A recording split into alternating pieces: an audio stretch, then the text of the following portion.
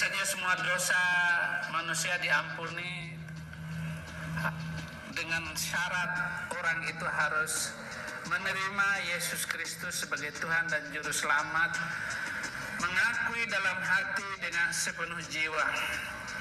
Filipi 2 ayat 9 sampai 11, itulah sebabnya Allah sangat meninggikan dia dan mengaruniakan kepadanya nama di atas segala nama, supaya dalam nama Yesus bertekuk lutut segala yang ada di langit dan yang ada di bumi, yang ada di bawah bumi, dan segala lidah mengaku Yesus Kristus adalah Tuhan, bagi kemuliaan Allah Bapa.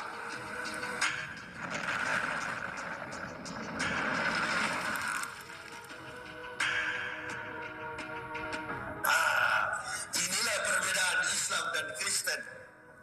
Iqra kitabaka binafsikal yauma alaika hasiban. Bacalah kitabmu, cukup dirimu sendiri yang menjadi penghisap atas perbuatan. Nah, ini berarti pengertian ayat ini adalah di dalam agama Islam ini tidak ada juru selamat. Cari selamat masing-masing. Sedangkan selamat belum tentu. Makanya Saifuddin Ibrahim itu yang murtad dari Islam bilang begini, Yusuf Roni, ini kan orang-orang yang pembohong semua, mengaku mantan kiai, mantan ustadz, mantan aktivis. Kalau mantan begitu harus ada bukti seperti ini nih, begini. Mantan apa tadi Pak Haji baca? Mantan apa? Mantan rektor. Kalau rektor berarti ada mahasiswanya. Nih, ribuan kapir saya pendetakan. Begini, supaya otentik, asli. Namun saudara-saudara, ada satu dosa yang tidak diampuni. Apakah dosa yang tidak dapat diampuni oleh Tuhan? Hanya ada satu, yaitu dosa menghujat Roh Kudus, menghina Roh Kudus. Saya dengar apa yang dikatakan oleh Yahya Waloni. Roh Kudus, sambil ketawa dia bilang. Roh Kudus. Bukan Roh Kudus. Memang mirip-mirip bunyi Roh Kudus dengan Roh Kudus. Dia sudah menghujat Roh Kudus. Jadi dosa menghujat Roh Kudus itu tidak ada ampunannya dan tidak akan diampuni. Markus 3 ayat 29, apabila seorang menghujat Roh Kudus. Markus 3 ayat 29, tetapi apabila seorang menghujat Roh Kudus, ia tidak mendapat ampunan selama-lamanya, melainkan bersalah karena berbuat dosa kekal. Jadi saudara-saudara, jangan sampai kita ini seperti orang-orang yang berani menghujat Roh Kudus, bahkan meninggalkan Tuhan Yesus Kristus. Itu adalah orang yang telah mengkhianati hati nuraninya. Nah, kata kafirin wal munafikin ini tentu perlu ahli yang bicara. Kalau bukan ahli dua bidang, dua kata ini, jangan. Yang pengerti rahasia hukum adalah ahli hukum. Yang paham rahasia ekonomi adalah para ekonom. Yang paham rahasia tata negara adalah pejabat negara, bukan pejabat negara. Dan yang paling tahu soal munafik dan kafir adalah mantan munafik dan mantan kafir. Kira begitu. Ini kan kajian yang sistematis, kontekstualis, historis, and teologis. Saya heran kok ada orang Kristen ya, ada orang Kristen yang menghina Tuhan, yang menjual Tuhan karena urusan perut. Karena urusan perut, dia menjual Tuhan Yesus. Bahkan ada yang menjual Tuhan Yesus karena urusan bawah perut, kawin dengan orang yang tidak dikenal, orang yang tidak beriman, orang yang tidak satu iman. Aduh, kasihan. Itu juga hal yang sangat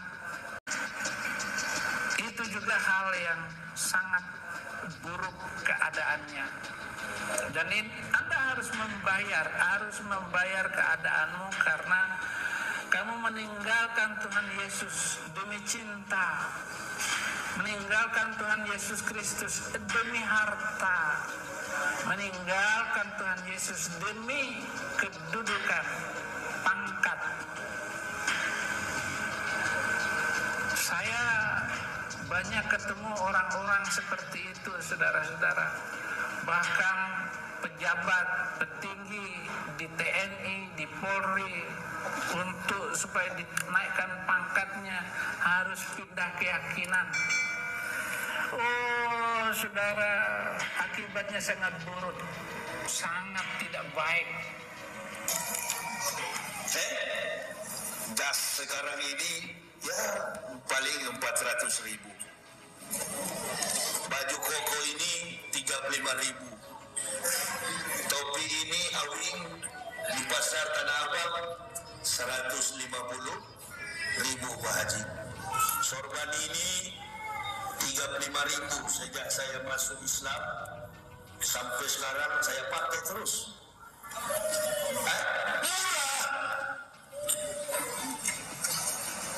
Artinya kalau dulu saya pendeta dari bawah sampai atas all England.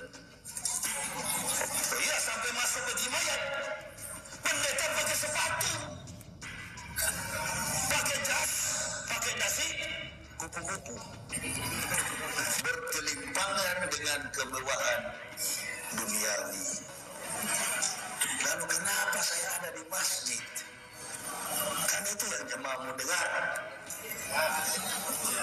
Dengar itu dulu baru tahu bahwa saya posisinya ada dalam lingkaran kafirin atau munafikin. Begitu. Lukas 12 ayat 10. Kalau menghina Yesus masih diampuni Tuhan, setiap orang yang mengatakan sesuatu melawan anak manusia, ia akan diampuni. Jadi kalau menghina Yesus Kristus, itu masih diampuni. Masih melawan anak manusia, yaitu Yesus Kristus, ia akan diampuni. Tetapi barang siapa yang menghujat Roh Kudus, dia tidak akan diampuni. Ngeri, saudara-saudara. Dalam hal ini adalah sangat luar biasa bagi Anda dan bagi kita semua. Oleh karena itu, janganlah menghina Roh Kudus.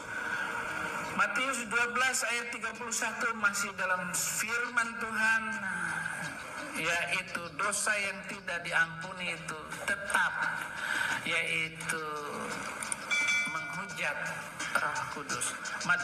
Ya, shalom teman-teman semua, terima kasih sudah menonton video ini dan kiranya video ini bisa menjadi pelajaran bagi kita semua dan terlebih-lebih kepada mereka yang masih hidup saat ini dan mereka hidupnya dalam penghujatan terhadap kekristenan dan terlebih-lebih kepada Kristus. Nah teman-teman, seperti apa yang ditanggapi oleh Pendeta Saifuddin Ibrahim itu adalah benar adanya. Bagaimana Ustadz Yaya Waluni ini selama dia hidup dan dia hidupnya dalam dunia penghujatan terhadap Kristus, terhadap Yesus, terhadap Roh Kudus, terhadap ajaran kekristenan. Nah, ada banyak fitnahan dan tuduhan yang dia lemparkan, yang dia sampaikan terkait ajaran kekristenan. Bahkan sampai dia mengatakan bahwa Bible Kristen itu adalah palsu dan lain sebagainya. Dan bahkan dia mencoba menantang Tuhan di beberapa tahun yang lalu, teman-teman ya, bahwa kalau Yesus itu Tuhan, dia harus mati. Nah, teman-teman, ternyata Tuhan Yesus menjawab apa yang menjadi kerinduan dari Ustadz Yahya Waloni. Namun yang menjadi permasalahan seperti yang disampaikan oleh Pendeta Saifuddin Ibrahim, bahwa kalau kamu melawan anak manusia, menghujat anak manusia, maka kamu masih bisa diampuni. Tetapi permasalahannya kalau kamu mendukakan Roh Kudus dan menghujat Roh Kudus, maka sampai kapanpun engkau tidak akan diampuni. Nah teman-teman, ini sadis sekali ya. Nah, jadi bagaimana ceritanya setelah dia meninggalkan dunia ini? Apa kata Alkitab ketika orang yang menghujat, menghina Tuhan, menista nama Tuhan, setelah mereka mati apa yang terjadi? Tentu saja mereka harus mempertanggungjawabkan segala perbuatan dan hujatan mereka kepada Tuhan. Nah teman-teman, sama seperti dalam kisah satu perumpamaan, kisah orang kaya dan Lazarus yang miskin, di mana teman-teman ya, di dalam dunia roh itu nggak pernah ada lagi kesempatan untuk bertobat. Selagi di dunia ini, justru disitulah Tuhan memberikan kita waktu, peluang untuk bertobat. Nah teman-teman, ketika Ustadz Yahya Waloni hidup sudah sekian lama semenjak dia meninggalkan kekristenan, sebenarnya bukan Tuhan tidak bisa langsung mematikan dia, tetapi justru Tuhan memberikan waktu, memberikan kesempatan untuk bertobat, untuk berubah, untuk menyesali segala perbuatannya. Namun sekalipun dikasih kesempatan itu, namun dia tidak menggunakan untuk bertobat, untuk tidak menghujat. Nah justru terus-menerus dia lakukan penghujatan itu. Nah teman-teman, seperti di mana orang kaya ketika dia sampai kepada siksaan itu, maka dia meminta ya teman-teman supaya berita pertobatan itu disampaikan kepada keluarganya. Dan justru Abraham menjawab bahwa sekalipun orang yang bangkit dari antara orang mati, mereka tidak akan pernah bisa bertobat. Justru mereka sudah memiliki kitab para nabi, di mana di sana berita tentang pengampunan dosa itu diberitakan, damai sejahtera dan berita kerajaan Allah itu di sana diberitakan. Nah teman-teman, sebenarnya pertobatan itu terjadi dalam hidup kita selama di dunia ini. Tidak ada lagi namanya pertobatan setelah kita mengalami kematian. Nah itu kita harus mempertanggungjawabkan segala perbuatan kita. Itulah yang kita laksanakan nanti, yang kita lakukan, harus bertanggung jawab terhadap perbuatan kita selama kita hidup di dunia ini. Mari benar-benar bertobat dan terima Yesus sebagai Tuhan dan Juru Selamatmu, dan setidak-tidaknya jangan kamu menghujat Yesus Kristus dan terlebih-lebih menghujat Roh Kudus, maka tidak ada pengampunan bagimu. Terima kasih, Tuhan Yesus memberkati kita semua. Shalom.